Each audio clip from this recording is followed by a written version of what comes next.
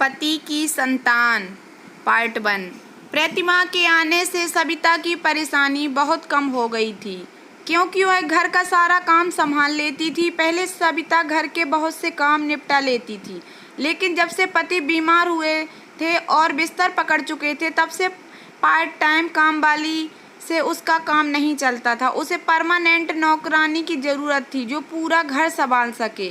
सविता को पति का मेडिकल स्टोर सुबह से रात तक चलाना होता था। दुकान में 3 नौकर थे। सरिता बीच में थोड़ी देर के लिए खाना खाने और फ्रेश होने घर आती थी। सुबह 9 बजे रात 10 बजे तक उसे मेडिकल स्टोर पर बैठना पड़ता था। काम सारा नौकर ही करते थे, लेकिन हिसाब उसे ही देखना पड़ता था। काफ़ी समय तक सविता को बहुत समस्या हुई। घर में एक बेटा एक बेटी थे जो 8वीं और 9वीं क्लास में पढ़ते थे। उनके लिए चाय नाश्ता, सुबह का टिफ़िन तैयार करके स्कूल भेजना और शाम की चाय के बाद भोजन तैयार करना और खिलाना सब प्रतिमा की जिम्मेदारी थी। बीमार पति को समय पर दवाएं और डॉक्टर के बताए मुताबिक भोजन देना, यह सब प्रतिमा के बिना मुमकिन नहीं था। सविता जब बहुत परेशान हो गई, तब उसने एजेंसी में जाकर कई बार परमानेंट नौकरानी का इंतजाम करने के लिए कहा। एक दिन एजेंसी के मालिक ने कहा, अभी तो कोई लड़की नहीं है, जल्दी उड़ीसा और उत्तर प्रदेश से लड़कियां आने वाली हैं, मैं आपको बता दूंगा। सविता ने एजेंसी वाले से कहा, आप ज़्यादा कमीशन ले लेना, लड़की को अच्छी तनख्वाह के साथ रहने खाने की सारी सुविधाएं भी दे दूंगी, लेकिन मुझे उसकी सख्त ज़रूरत है। और जल्दी एजेंसी वाले का फ़ोन आ गया। एजेंसी से 14 साल की प्रतिमा को लाने के बाद सविता की सारी मुसीबतों का हल हो गया।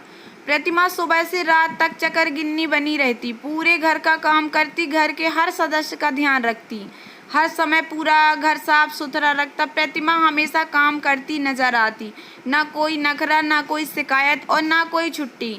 14 साल की खूबसूरत, गोरी, नाजुक, मेहनती प्रतिमा उड़ीसा के एक छोटे से गांव की थी।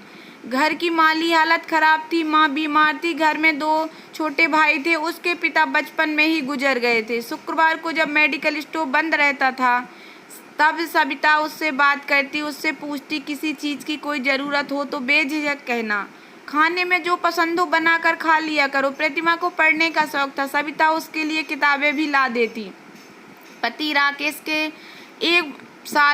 एक बाद एक 2-3 बड़े ऑपरेशन हुए थे, उन्हें आराम की सख्त ज़रूरत थी। सविता पति के कमरे में कम ही जाती थी, कमरे से आती दवाओं और गंदगी की बदबू से उसे उबकाई आती थी। पति की ऐसी बुरी दशा देखने का भी उसका मन नहीं करता था। पति बिस्तर पर लेटे रहते थे, काफ़ी समय तक तो उनके मल मूत्र का मार्ग बंद कर प्लास्टिक की थैलियाँ लटका दी गई थीं।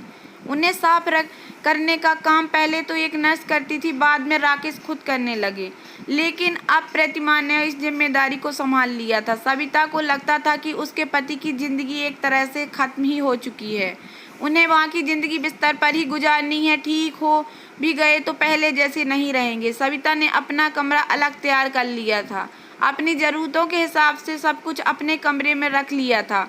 बच्चे बड़े हो रहे थे, वह गलती से ऐसा कुछ भी नहीं करना चाहती थी कि बच्चों की ज़िंदगी पर उसका बुरा असर पड़े।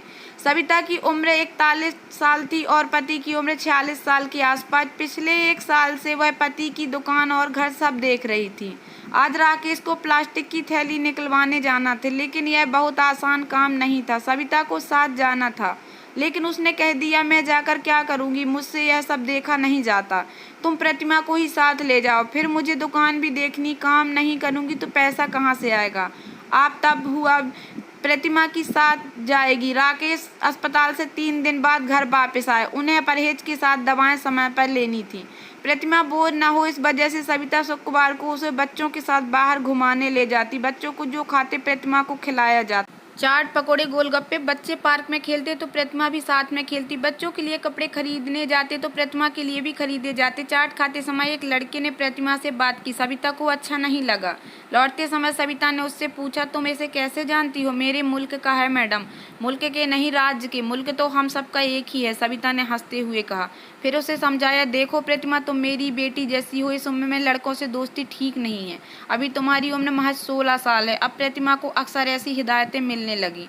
राकेश लाठी के सहारे घर में ही टहलने लगे थे। एक बार वे लड़खड़ा कर गिर गए। तब से सविता ने प्रतिमा को हिदायत दी, तुम अंकिल को थोड़ा बाहर तक घुमा दिया करो, कहीं और कोई परेशानी न हो जाए। तब से प्रतिमा घर से थोड़ी दूर बने पार्क में उनके साथ जाने लगी। वह पहले जैसी शांत और संयमी हुई नहीं थी। अब वह हंसने बोलने लगी, खुद खुश रहने लगी। लेकिन प्रतिमा के खिलते शरीर और उसके आए बदलाव को देखकर सविता जरूर चिंता में रहने लगी थी। पूरी कहानी आपको पार्ट 2 में मिलेगी। अगर आपको ये मेरी कहानी थोड़ी सी भी पसंद आए तो प्लीज़ मेरे वीडियो को लाइक कर देना। चैनल पर नया है तो प्लीज़ सब्सक्राइब कर लेना। और ऐसी ऐसी कहानियाँ मैं लाती रहती हूँ, ज़्यादा से ज़्यादा शेयर